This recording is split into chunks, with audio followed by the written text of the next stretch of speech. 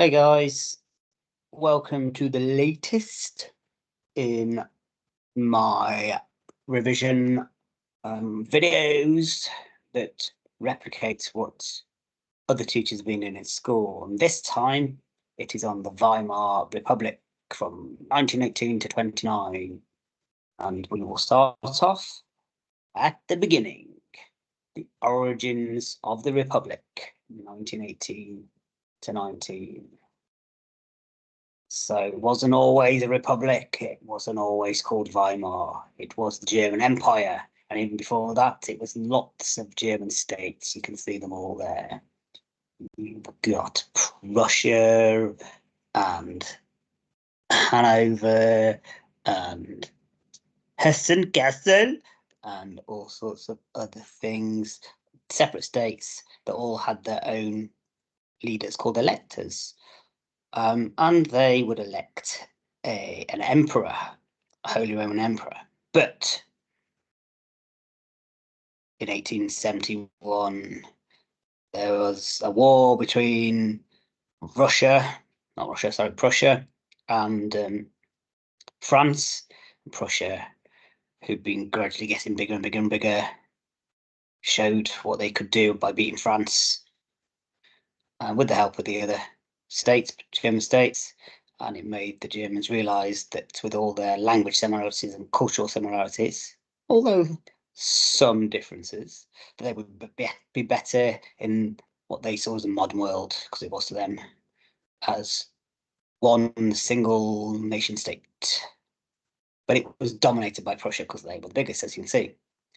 So the German Empire became a thing, and it was led by a Kaiser, German for king or emperor, probably better translation. And they had a chancellor who would do the day-to-day running of the country, much like our prime minister. They had a Bundesrat like our House of Lords and a Reichstag like our House of Commons. But the Kaiser was the head of state, and it was him who made the big decisions, unlike in our system where it's the prime minister who makes the big decisions.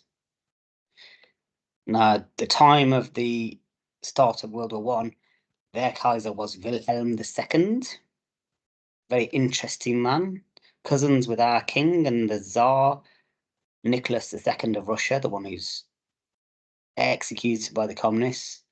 We'll do more of that later. And he, most famous, apart from helping start a war, had a withered arm on his left hand side, and he tried to hide it beneath a coat or behind his back, as you can see there. There were lots of Jewish people in Germany in the years before World War One.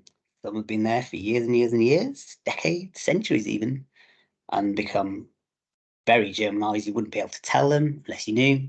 And then there were others, the Hasidic Jews, the Orthodox Jews that wear the more traditional robe, as you can see with the gentleman there.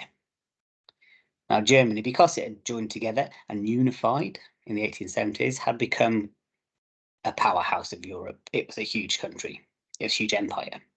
It had industrialized like Britain had done in the previous century and was threatening the balance of power, particularly to Britain with its empire by building battleships. Now, I did mention that there were some differences between the north and south of Germany, and that was obvious in terms of religion. The Bavarians in the south were Catholic, the northerners tended to be Protestant. There are bigger towns in the north. Munich obviously is an exception to that rule. And there were large farms in the north, whereas the smaller farms in the south. I think I've got that right around. Anyway, there's a difference. But overall, the country is rich. The industrial areas are definitely the north west. And they were very militaristic. They liked their army. They were proud of their army. The people in the army tended to wear the uniform even when they weren't serving. And it was an overwhelmingly young country at this point. So if you remember back to World War One, you remember the reasons why it started were alliances, militarism, like we talked about, imperialism, like hinted at with the battleships, which is very similar, if not the same thing as colonialism.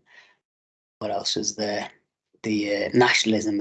All the countries in Europe thought they were great, and they formed these alliances as a defence against attack, really. But it just made it more likely that there was going to be a world war, and so it happened when the Archduke Franz Ferdinand got shot in Sarajevo, and that triggered a whole chain of events that led to pretty much all of Europe and some of the rest of the world in the First World War. Now, the reason why I'm telling you this is because it's clear from that it wasn't just Germany that were to blame. They were to blame. The Kaiser had been putting pressure on Austria to fight back against the Serbians killing their Archduke, and they were desperate to show that they were a modern industrial powerhouse that could fight an industrial war. And it was an industrial war. Industrialized slaughter, it's been called, with the machine guns and the trenches and the bombs and the shells and it was horrendous. Lots of death, lots of maiming, lots of tragedy, lots of disease. You really want to go into the details, there's a ton of them there for you. But you can see overall, you've got casualties, over 60 million casualties. That's included wounded. But you've probably got 12 million casualties in the army. But if you add to that the amount of deaths caused by disease, particularly the Spanish flu at the end of the war, then you've got 20 million or so dead. But it did end in 1918, and it ended like this: Germany defeating Russia, who had had this communist revolution and had pulled out the war, and signed a treaty of Brest-Litovsk, which was pretty harsh on the Russians, not going to lie. And later that year, the Americans joined in. Actually, would it have been? No, that would have been earlier. The Americans joined in 1917, and Germany realised that with the Americans there, they could only win if they could take Paris quickly, and they tried with a Ludendorff offensive, and they got 50 kilometers from Paris, but overextended themselves, pushed too far so that they couldn't be resupplied with food and ammunition, and had to surrender, and the war was over. But it was really the attrition, the outlasting of the Allies that won the war, not military superiority. Both sides would be pretty much as good as each other, hence the 4 years of stalemate. It was the British ships blockading the German ports so that they couldn't get food, the fact they couldn't grow enough for themselves, so the population was starving, and in the end, the army was unable to be supplied, and that's why they lost. Now, the Allies wouldn't accept the German surrender until the Kaiser, who they believed was one of the driving causes of the war, left and abdicated, which he did on the 8th of November 1918, amidst riots and mutinies in the Navy and all sorts of mini revolutions popping up. The Kaiser realizes that his time is up, and he goes to the Netherlands, at which point the Allies accept the German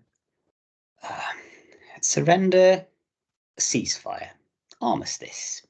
But it's more of a surrender than it is a let's just stop the war. It's implicit that the Germans were asking for this because they were no longer in a position to fight. And so in that railway carriage, they are forced to sign the armistice on the 11th of the 11th, 18. Now, these are a couple of the politicians who agreed to the armistice. You can see it's a Social Democrat and a Catholic Democrat, so one from the left and one from the right. And these became known as the November Criminals, alongside many others who agreed to this surrender, even though they didn't really have a choice. And these are the politicians upon which the Weimar Republic is built. And right from the off, they have got a poor reputation in Germany for being weak and surrendering. So I'm going to jump to this part of the specification because it comes next in 1919. Except this was 1918 and it was in Russia, and it changed history because it was the death of an emperor, Nicholas II, the aforementioned cousin of Kaiser Wilhelm. And he and his family were shot. There they are in better times. There he is, Amsterdam chap, but very dead after the communists executed him. And that sent a shockwave round Europe, both to communists who thought they could do the same, to elected governments and other emperors, Kaisers, for example. As you know, the German Kaiser had already abdicated. But it also sent a message to others to what might happen if you let the communists loose. They would use violence and then they would take all your stuff like they had in Russia. So lots of people were scared of communists, but lots of people were communists. There's a whole range of groups who wanted to be in power. The fascists come a little bit later because this is from the whole period. They're not around at this time, certainly not the Nazi party, as I mentioned there, but the communists are, as well as the Social Democrats, who we've just seen at Ebert, and the Catholic Democrats, who's just to the right of centre, and loads of other different parties. Some of them willing to take part in what was going to be set up as a new democratic system, and some of them wanting a revolution, like the communists, KPD, otherwise known as the Spartacist League, or the Spartakists. And you can see some of the many attempted uprisings in all the different places in Germany. And the ones that we're going to focus on are the ones that have got skull and crossbones, really. The Spartacus uprising first, and the cat putsch rising there, and then the beer hall putsch. We're not really going to do this putsch of the Black Reich well, but you can see there's loads and loads and loads and loads and loads going on. And that's the one. Oh, yeah, there you go. Circled it for you, just in case you weren't listening.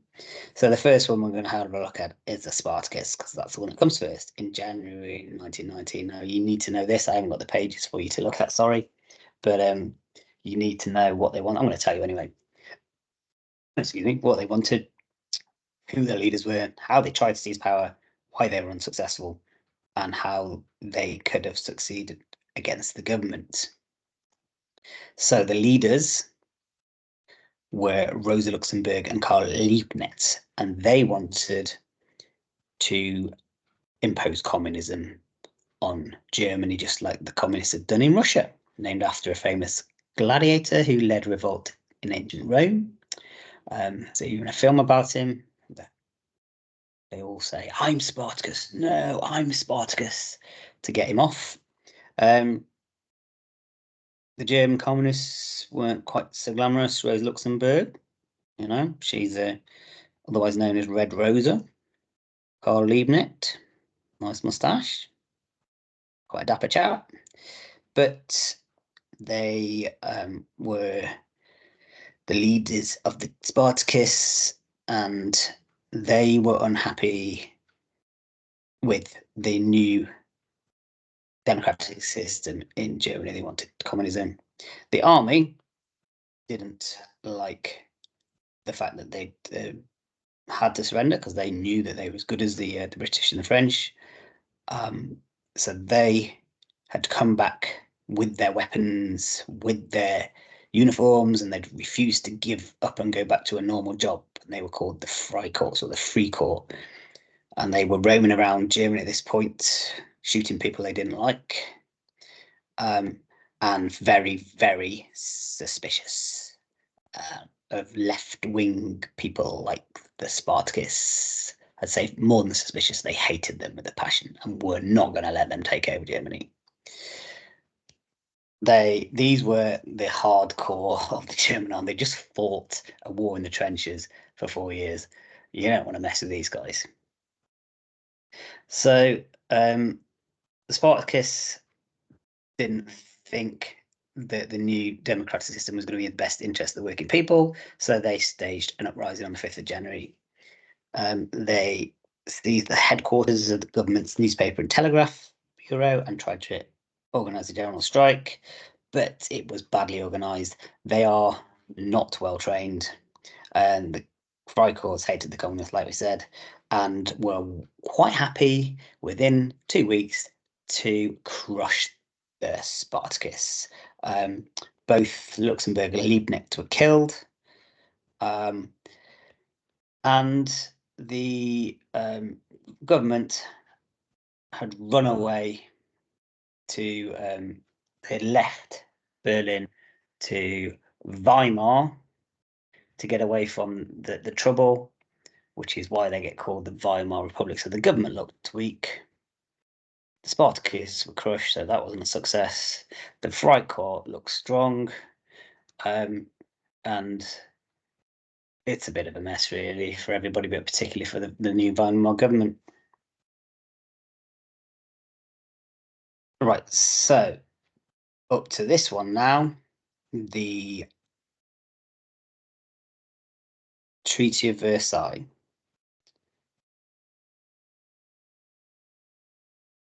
To be honest, I've missed a bit out here. I've missed out the setting up of the new constitution, and I haven't got a slide for this, so you just have to listen. Essentially, the new republic that the Weimar government set up whilst they're in Weimar was a very democratic one. It gave everybody a vote that was worth exactly the same, which is not like in our system now. But that meant all these different parties that I've shown you before, let's get back to that, them got a small share of the vote instead of two big parties getting a large share of the vote like we get, and generally you get one strong party in power. This, you've got lots of little parties, not very much power. Somebody will get the biggest share of the vote, but they'll never get over 50%, so they're always going to have to do deals with somebody else. So that made it quite weak, even though it's fair. Everybody over the age of 20, male and female, which is unusual at that time, got the vote. And it was still headed up by a head of state, but instead of the Kaiser, it was now a president who could, in times of emergency, use Article 48 to override the government and make his own laws. But because of this proportional representation system, it was very difficult to get anything done because you had to make deals and coalitions and persuade people to do stuff that you weren't necessarily going to do. So there's lots of elections, because no party was ever really strong enough, and often tried to call new elections to get more votes, but never did. Even the Nazis never get over at 50%, even at their strongest. So it was a fair system, but it was a weak system. So let's get back to this.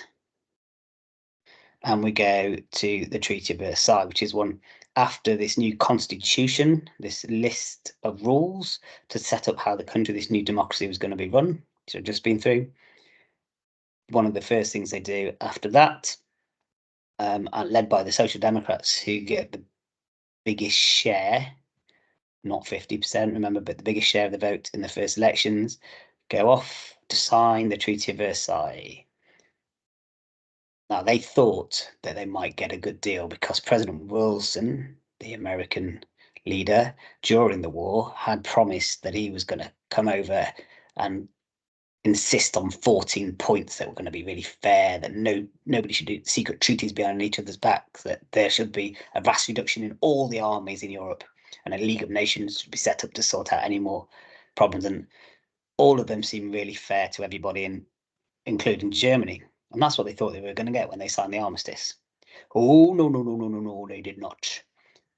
A few months later, in February 1919, the leading victors, including Wilson, but also the president, the leader of France, Georges Clemenceau, and the Prime Minister of Britain, David Lloyd George, and the leader of Italy, Orlando, met to discuss what was going to happen to Germany. There were tens of other countries there as well. I think there's 32 in total, to decide what's going to happen, but it was those four that made most of the decisions. And actually, because Orlando couldn't speak English, he was frozen out a lot of the discussions. So it became the big three. And they wanted different things. Clemenceau just wanted revenge and punishment because they suffered pretty much all the damage, apart from a bit in Belgium. Wilson, as we saw, wanted peace and wanted fairness. Lord George is quite interesting because he realised you couldn't punish Germany too much because they just want to fight again, and you couldn't trade them if you took away the money. But he also had just won an election in Britain, sorry, where he promised to make Germany pay. So he had a personal view and he had a public view to represent. So you don't really need to know their nicknames, but if you want to, they're there and they're in the right order. So you can figure out there is a German soldier stabbed in the back by what is, I can tell you, meant to be a communist or a Jew, or because often they were conflated, it's the same thing, that all communists were Jews and all Jews were communists, probably both. And that stab in the back was a myth that was propagated by the German army as much as anybody to say the German army had never been beaten. Germany had never been invaded in World War One, and it was only the politicians that betrayed them and gave up. Not true. The German army had extended itself beyond its capabilities and couldn't fight anymore. But it was nice for the German generals to think that they were unbeatable and it was only somebody else's fault that meant they lost the war. So this stab in the back myth is applied to the armistice, but also the Treaty of Versailles, because the Weimar government have to agree to it because the army can't fight anymore. And here it is, over 400 separate clauses going through how Germany was to be dealt with. And let's face it, they were going to be punished. Not just Germany, Austria, Hungary, who are now separate countries, Turkey, Bulgaria, all punished in similar ways, although there's a big one that Germany had to accept that we'll get to. The best way to remember it is Fusslam, because it was forced on them. They didn't have a choice. They weren't there to negotiate it. They were called in, gave them 2 weeks to have a read of it. And when they came back with early complaints, they were told, tough, sign anyway, or we'll restart the war. And they couldn't agree to that. They thought it was unfair. And they thought that they were a stab in the back by their own politicians. A stab in the front would have been from Britain and America and France. I guess it was. But this stab in the back was because their own politicians agreed to it. And they had to lose land, army, money, and blame. So Fusslam. They're the losses. If you want a really detailed knowledge of all the different places that Germany lost, well, be my guest. But if we just, do you know what?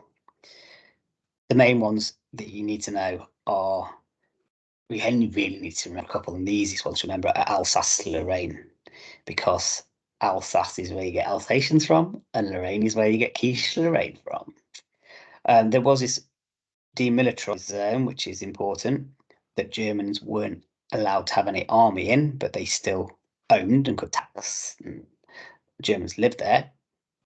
And there's a Polish code as well that so Poland could, who were a freshly independent country, having got independence from Russia, could now have a seaport. But their biggest port there, Danzig, now known as Gdansk, was made a free city that was administered by this new League of Nations.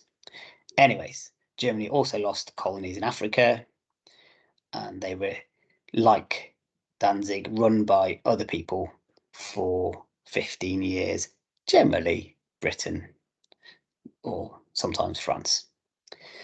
So that was the land. The army was as thus: no air force, no tanks, no submarines, only 6 battleships and a few others, 15,000 sailors and 100,000 army men. That's the one that people normally remember because it's a lovely round number. Nowhere near enough to protect Germany, but that was part of the point, wasn't it? And for a quite militaristic country, they did not like that. reparations, compensation, £6.6 billion. You can write it like that or like that. Either way, it's a lot of money. Still not enough for the French, who wanted £23 billion. They compromised and settled on 6.6. Now, all the other countries had to accept similar restrictions to their land, army, and money, but the Germans had to sign Article 231, the War Guilt Clause, which meant that they had to accept the whole of responsibility for starting the war. And as we saw from the beginning, it wasn't really just them. So they hated it. Right. Back to the challenges from the left and right. We've seen the Spartacus. So after the treaty was signed in 1919, the Freikorps were not happy, right? Because remember that clause about how many men are allowed in the army? 100,000. That also, the Allies weren't stupid. They knew about the Freikorps. They also said you weren't allowed any of them either. So they were going to have to disband. The government were going to have to make them.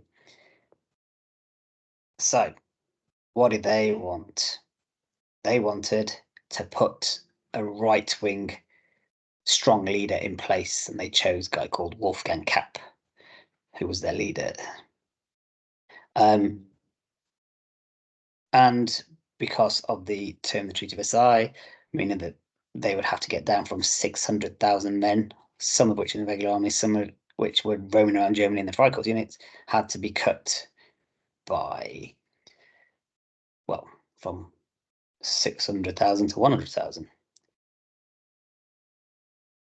And it meant that all those Freikorps were gone. Only some of the regular army were allowed. Now, the Marine Brigade Erhardt was where it all kicked off because they refused to disband and they were ordered to on March 1920. And they asked the general of the regular army, spelled that wrong, sorry, in Berlin to give them support to not disband. The government was making them do. And he was like, yeah, sure, good idea. Why don't you march to Berlin, do something about it? So they did. And the Weimar government had run away to Weimar once, having come back after the Spartacus had been defeated. They now ran away again to Dresden and then even further away to Stuttgart. So again, it looked like cowards.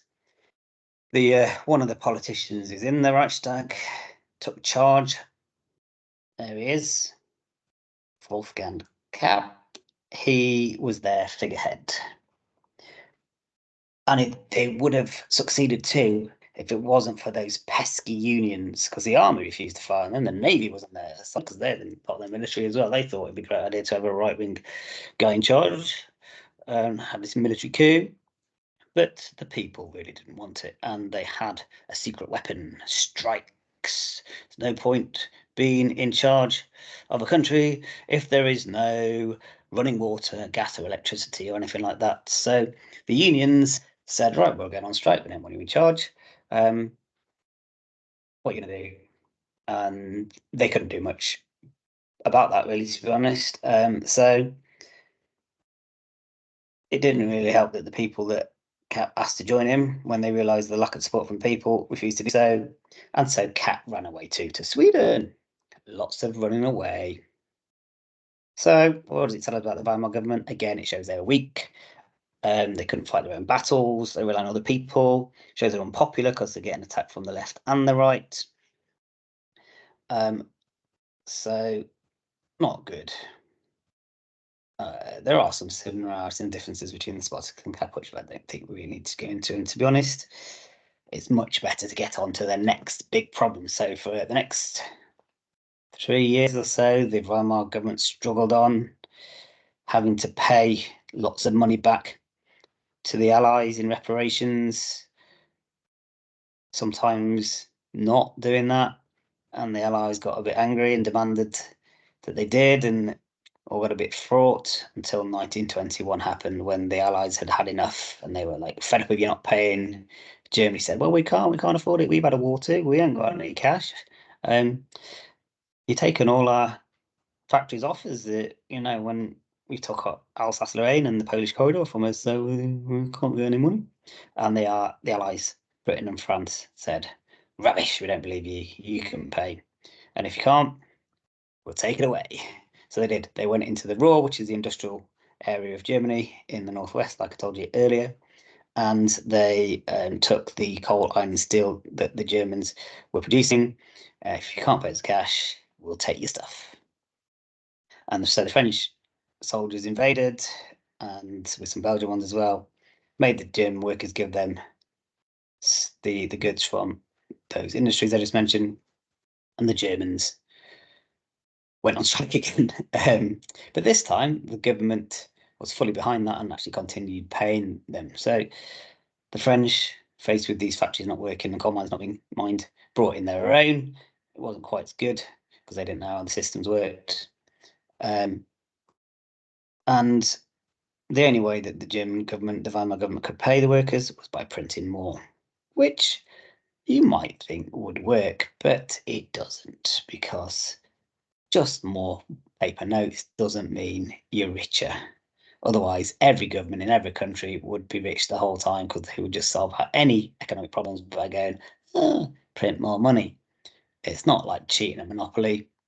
This money actually represents something, and what it represented wasn't there. So all you're doing is you're printing more money, is making each individual note gradually worth less and less and less. And I say gradually, if it's worth less and less and less, it's inflation. If it's worth less and less and less and less very quickly, it's hyperinflation. So the cost of goods goes up, the value of money goes down in a huge way very quickly.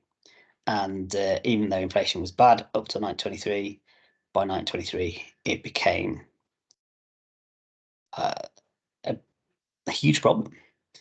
So this is the order of events, which I'm not going to spend too much time on, but you can always pause and figure it out. And if you really want to do some activity, then you can put those in the right order. And there they are. So it gets to a crazy situation where the amount of notes that are being produced were useless, even if you had this many, and they were more used to be burnt than they were to actually buy stuff. People were lugging it around on wheelbarrows. Sometimes people stole the wheelbarrow and left the money, and you can see kids playing with it. So there's a few details about how much a 64 mark for $1 became 2 years later this gazillion number for $1. So and you can see the cost of bread shooting up over the 5 years. I drew the bread, by the way. And there you go, there's a graph that demonstrates it. You get the idea. There's the cost of an egg, another Super Summer Hay special drawing. And that is a 500 million mark note. That is, I don't even know what that is, but it's worthless. So that's what the invasion of the Ruhr caused. And the only way to stop it was to abandon the currency, which is what the Chancellor, the new Chancellor of Germany, Gustav Stresemann, I don't know how you pronounce it. I've heard it different ways. He burns all the old money and introduces a temporary currency called the Rentenmark. And that's great, but if people think that exactly the same is going to happen, it's not going to do anything. So he has to convince them that this one's going to be worth the same today as it is yesterday and tomorrow. And so he managed to get American loans to back it up and promised not to print any more money.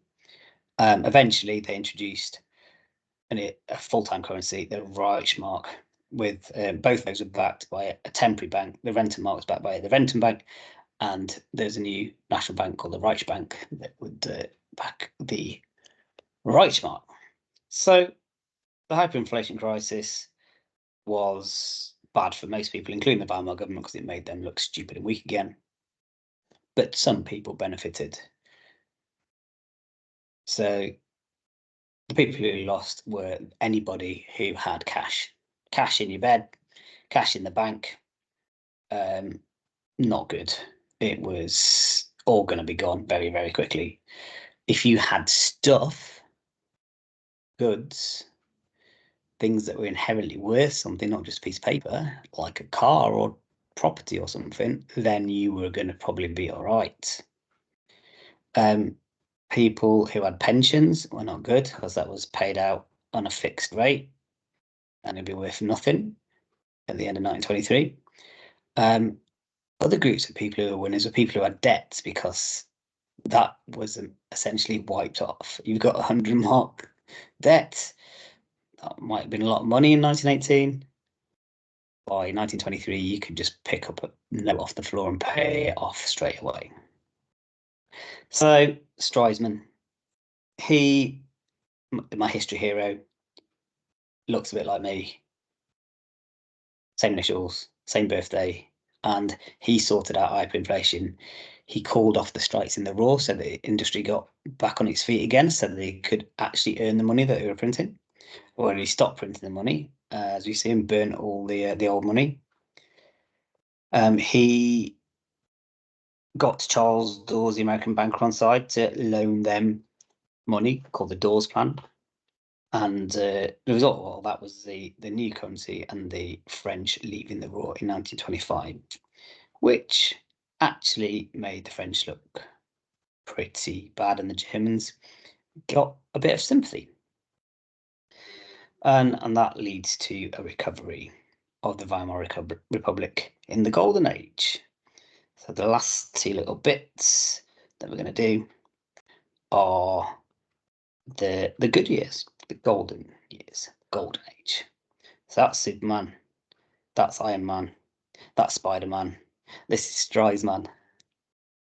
I apologise. And so we've been through all that. So how did he solve the problems? Well, we've been through this. Hyperinflation starts a new bank, the Reichsbank, but Reichsbank burns the old currency, introduces a temporary one, then a full-time currency, and backs it all up with the Dawes Plan. Problem 2, calls off the strike, promises to keep up reparations to France with some of that money lent by the Dawes Plan. No one trusted the Germans. Well, they had more sympathy now after this, and he signed several treaties, which we'll get onto, because after he was Chancellor in 1923, he moved to Foreign Secretary the rest of his life and brought Germany back into the international fold, and they ended up joining the League of Nations. And problem 4, German industry was pretty much up the creek without a paddle. He solved that by, again, the Dawes Plan, spending it on infrastructure and stimulating the economy, kickstarting it.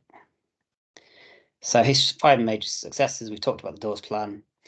The second one is this Locarno Pact, where he agreed to some of the borders of the Treaty of Versailles had agreed with Germany, not the Polish one, not the east, but the west.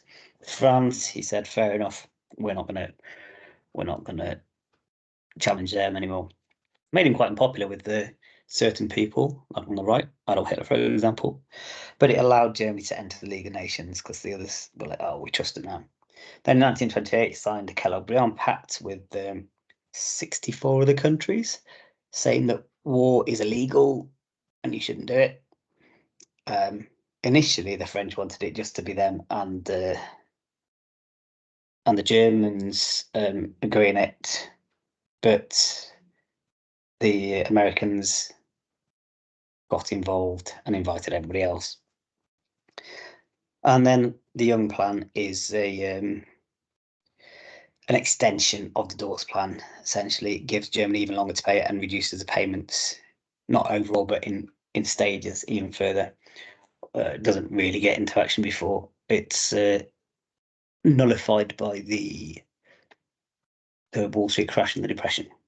So what you've got with the Dawes and the Young Plan is this system where America giving loans to Germany, who pay it back to the French and the British, who would actually borrow money off the Americans in World War I, who would pay them that back, and it's going round and round and round. And it's all reliant on the Americans' goodwill, which obviously later becomes a problem.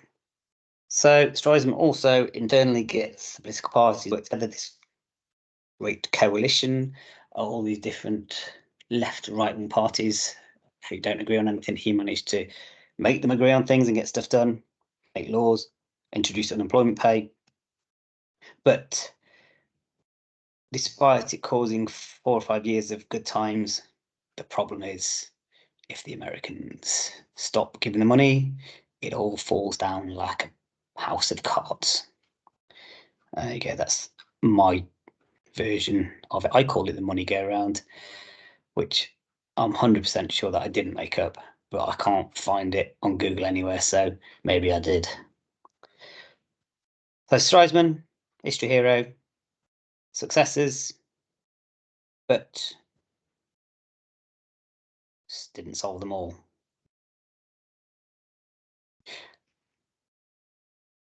Unfortunately, he dies in 1929. He's only 51. And that is the same month as the Wall Street crash. So, not a great month. But I will never forget him. And I didn't when it came to Pointless. And the finance came up and it asked for German Nobel Peace Prize winners. And I knew it. I knew it was Streisman. And it was. And it was. And I told everybody, Streisman. And they didn't believe me or they didn't care. But I did. So, last section, the golden age led to better times. Unemployment went down, as you can see there. Average hours working the week went down. Unemployment insurance gave workers 60 marks a week, a month. Don't know actually. If they were employed, which is raised by 25%. 101,000 new homes to be built due to a 15% rent tax. 3% tax on wages to pay for unemployment and sickness benefits. Some more information there if you want to find out more improvements in the standards of living. But there are some areas of negativity in there. It wasn't perfect. Some people didn't like the social improvements. The right wing again. Women's lot improved in the Golden Age. They had the same rights as men by the Constitution. There was 10% that were actually in the Reichstag, which I know it's nowhere near equality, but it's better than most European countries at this page.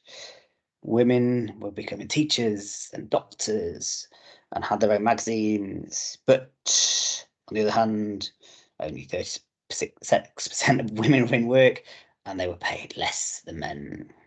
If you want to answer those questions, that's the stuff you can read.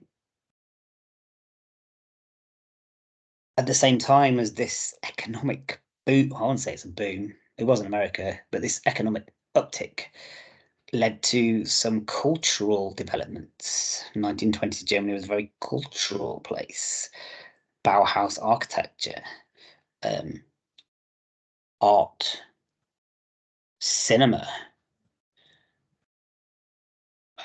Metropolis being the famous Fritz Lang film, literature, All Quiet on the Western Front, which I know is a film on Netflix, but was first a book. Cabaret, the film Cabaret is set then. It wasn't made then; it's made much later. But the famous actress was Marlene Dietrich. Talked about architecture, talked about art, talked about All Quiet on the Western Front and Fritz Lang.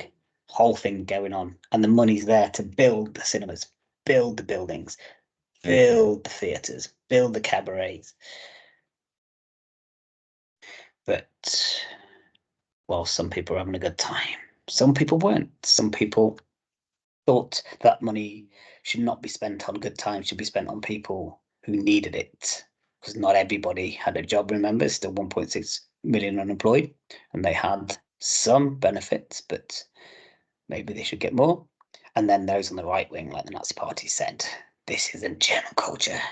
This is frivolous and permissive and too sexualized and not the traditional family way and not the traditional German way.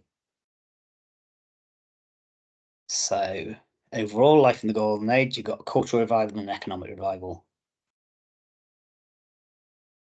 Which, if you did get a question on it, could look something like this. Explain why the golden 1924 to 29 was the golden age in the Weimar Republic. And the bullet points could be women and culture, and you'd have to include something else of yourself, from yourself. And that would be a because. 3, paragraphs, all including at least one because got as much detail, dates, statistics, names, places as possible. That is it for today. Thank you again for listening to my wittering. I hope it helped. Like and subscribe.